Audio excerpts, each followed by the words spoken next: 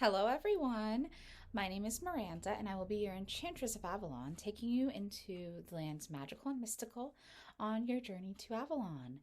So, for today's video, I have chosen a subject that actually partially was inspired by blog posts that I've written in the past, and also by a comment on my Morgan Le Fay video, where one of my viewers asked me if I believed there was a connection between Morgana and dragons. And that inspired me to talk about. I talked a little bit about in the comment section. If you go on to my Morgan Le Fay part 1 video, I talk about in the comment section with this viewer that she asked, or he, I'm not really positive, asked if I believe that Morgan Le Fay had a connection with dragons. And I said, well, of course she has a connection with dragons. She has a connection with dragons because of the Welsh dragon emblem that is so prevalent in these Welsh stories. And of course, Morgana is descended from the Welsh, as are all Arthurian figures. I want to go deeper. I did go deeper in that discussion because I also want to analyze her connection to a figure very connected with dragons, and that is, of course, Maleficent. I did about 2 or 3 months ago write a blog post where I compared the Arthurian legends with my favorite of all fairy tales, and that is Sleeping Beauty. And particularly, I was basing it in the Disney interpretation of Sleeping Beauty as I was comparing and contrasting. And I stated in that particular blog post that I viewed Morgan Le Fay as relating to Maleficent. And then I also compared Guinevere to Sleeping Beauty herself, to Aurora. So it's a very cool blog post if you're interested in reading it. And it is again on my blog, whiteroseofavalon.life. Now, I want to dig deep though for this video about what it is that connects Morgan Le Fay, Morgana, Morgan, whatever you want to call her, with the figure of Maleficent. First of all, they are both fairy women. Maleficent is largely, a lot of people might say witch, which she is as well, so is Morgan. But she's a fairy. Maleficent is a member of the Dark Fae. So she has abilities that are a little bit different than a traditional witch. She would practice what I would term dark fairy magic, because there's fairy magic, which can be both dark or light. You can work with fairy energies that are lighter. You work with fairy energies that are darker. She works mostly with the darker stuff. And when we learned her backstory, in the Disney Maleficent films, which I'm going to go into, we learned that she was actually betrayed, and that's what made her go from being a protectress to being a villain. And this devolving from a protectress, a healing type figure, into a villainous figure is something we see so prevalently with Morgan herself. So let's start with this. Morgan was originally introduced in the Arthurian legends, and I did mention this in my Morgana video. I've talked about it quite a bit. Her first appearance in Arthurian literature comes within Geoffrey of Monmouth's Vita Merlini, circa 1150, he wrote it. And we see her at the end of the poem, and she only gets a paragraph devoted to her. But in that paragraph, we get this fully realized figures, fully realized characters, very vivid description. We learn that she is a leader, the most beautiful and talented amongst a group of 9 sisters. So she's at the top. She's the most powerful of them. We learn that she is very learned in herbcraft and the healing arts. We learn that she has the ability to transform and fly on strange wings like Daedalus, which of course gets the crow interpretation. She can transfigure into a crow. And we see this repeated throughout Arthurian literature, throughout other references to Morgana, is the association with the crow and the raven. And these black birds that can be considered harbingers of doom. So you have this darkness there. However, what Morgana is doing in her first appearance in Arthurian literature is she has brought Arthur to Avalon to be healed. She's performing a very important function. She is a healer and a protectress of this important figure in Arthur. And that's how we meet her originally. Now, how do we get from there to she's this Arthurian antagonist, this wicked, wicked woman, this villain? We get there because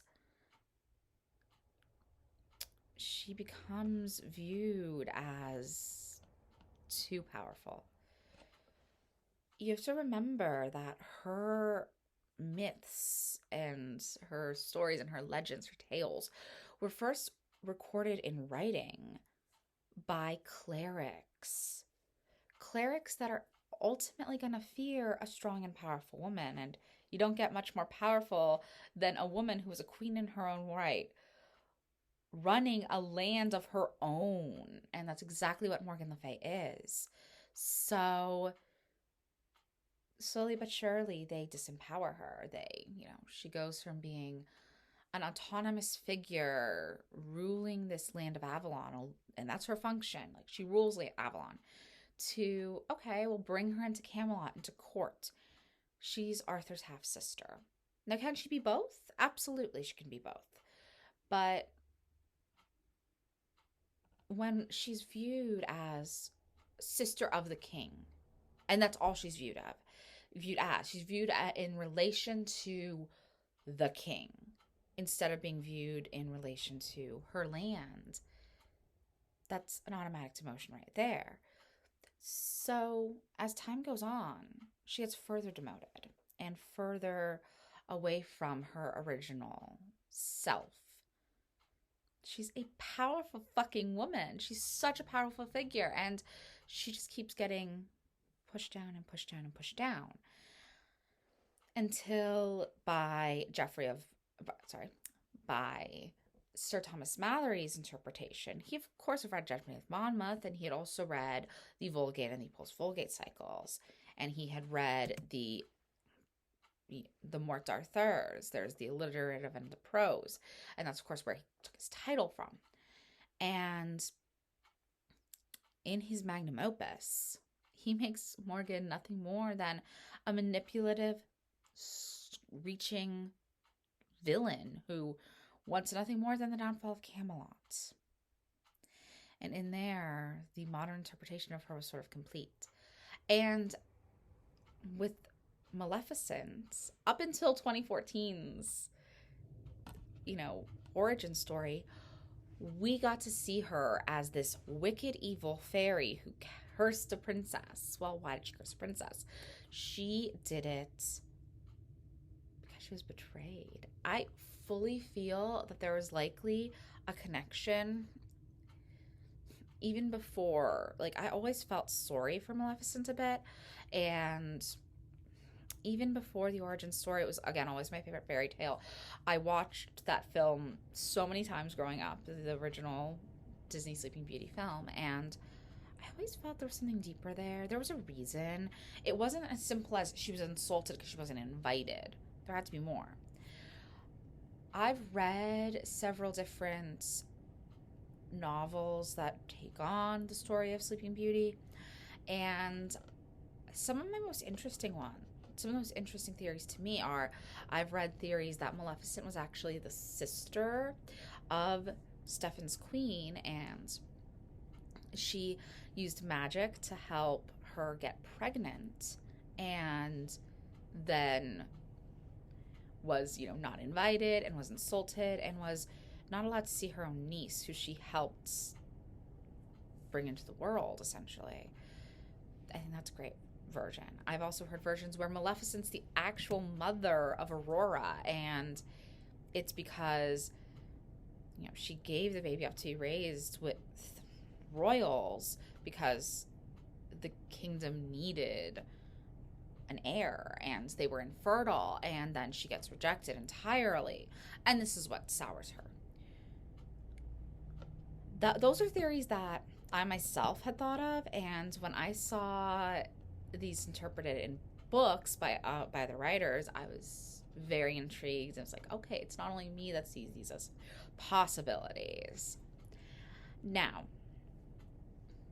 in the origin movie, well, the two origin movies, we see that Maleficent begins as this very positive fairy figure. She starts out as a little girl growing up on the moors and wanting nothing more than to help and protect the other fae. And she meets and falls in love with Stefan at a very young age. They grow up together. He keeps coming in visiting the moors, and she, shares her first kiss with him when they're teenagers. And it's this really adorable and beautiful little love story until she's betrayed. And it's this betrayal that, Stefan goes away for a long time and she becomes this protectress of the Moors when she's a young woman, and then he comes back and they have this really beautiful night of, reminiscing, and she feels like maybe they can actually make it work. Maybe he can strive and become king one day like he wanted to, even though he's of humble origins, and she could become the queen of the Moors and they could help rule a united land.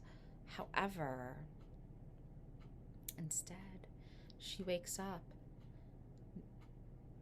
the next morning alone in agony because Stefan had cut off her wings and taken them as a trophy to the old king. And that's what ensured Stefan's kingship in general. It was an absolutely horrific thing to do. And frankly, I'm totally on Maleficent's side for hating him. Then he becomes king rapidly because the old king died, and he brings in this princess, marries her, she becomes his queen, and they have a baby. This is all in very, very rapid succession. And Maleficent isn't invited to the christening. Only the three good fairies are, and she, of course, crashes the party, as she's wont to do, and places a curse on the baby. Not because she doesn't care about the baby, but because she's hurt. But we see her grow very fond of Aurora in this version very quickly. She continues to watch over her. She knows where she is the whole time, even though she acts like she doesn't. She and Diaval, her raven familiar, are there the whole time. And she sends Diaval in with a flower to give the baby nectar when the fairies are forgetting to feed her. She makes sure that she doesn't run off of this cliff's edge. She catches her by using fairy magic, and she comforts her. She even picks her up when she's a toddler. And then when Aurora's a teenager, she's almost 16, almost at that, age that's so horrifying to Maleficent now, as she's really grown to love this child and become her godmother, her foster mother. And she really loves her. So